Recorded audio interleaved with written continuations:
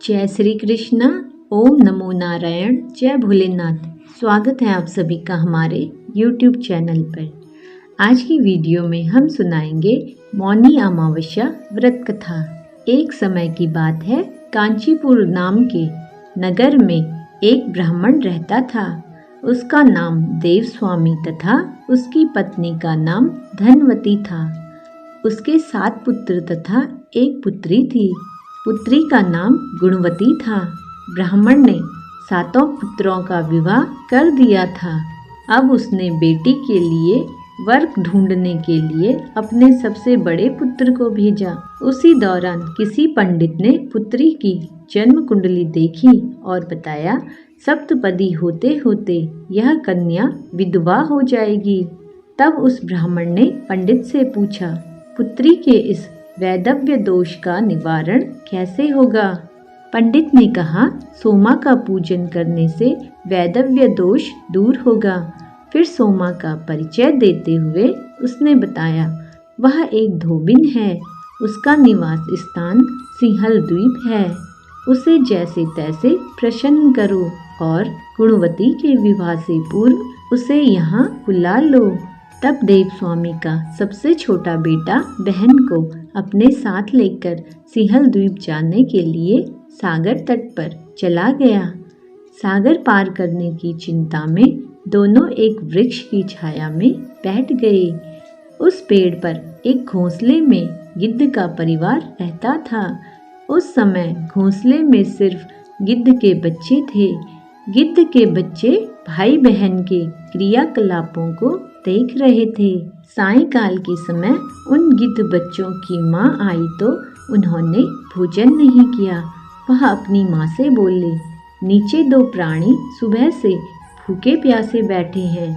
जब तक वे कुछ नहीं खा लेते तब तक हम भी कुछ नहीं खाएंगे। तब दया और ममता के वशीभूत गिद्ध माता उनके पास आई और बोली, मैंने आपकी इच्छाओं को जान लिया है। इस वन में जो भी फल फूल कंदमूल मिलेगा मैं ले आती हूँ, आप भोजन कर लीजिए। मैं आपको प्रातः काल सागर पार कराकर सिंहल द्वीप की सीमा के पास पहुँचा दूंगी। और वे दोनों भाई बहन माता की सहायता से सोमा के यहाँ जा पहुँचे। वे नित्य प्रातः उठकर सोमा का घर साफ सफाई करके लीप देते थे। एक दिन सोमा ने अपनी बहुओं से पूछा, हमारे घर कौन आता है, कौन साफ सफाई करके लीपता पोतता है? सबने कहा, हमारे सिवाय और कौन बाहर से इस काम को करने आएगा। किंतु सोमा को उनकी बातों पर विश्वास नहीं हुआ। एक दिन उसने रहस्य जानना चाहा।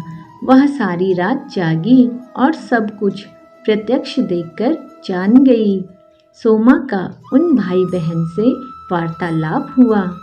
भाई ने सोमा को बहन संबंधी सारी बात बता दी।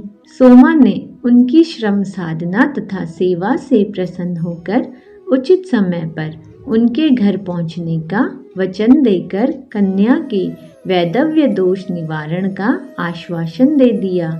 मगर भाई ने उससे अपने साथ चलने का आग्रह किया। आग्रह करने पर सोमा उनके साथ चल दी। चलते समय सोमा ने बहुओं से कहा, मेरी अनुपस्थिति में यदि किसी की मृत्यु हो जाए तो उनके शरीर को नष्ट मत करना, मेरा इंतजार करना।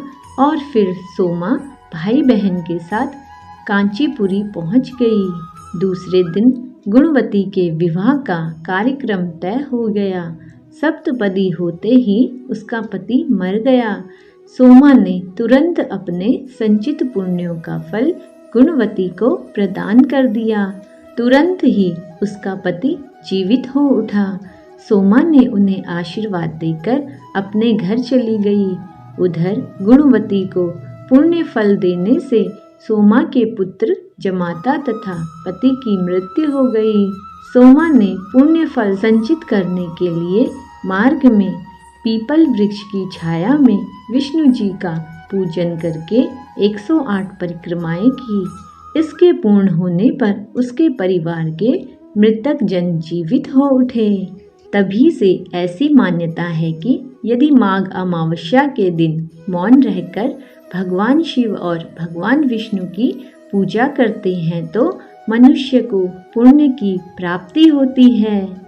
मौनी अमावस्या व्रत कथा का उद्देश्य यही है कि निष्काम भाव से सेवा का फल सदैव ही मधुर होता है। उम्मीद करते हैं आपको आज की वीडियो पसंद आई होगी, तो वीडियो को लाइक और चैनल को सब्सक्राइब करना ना भूलें। जय श्री कृष्णा।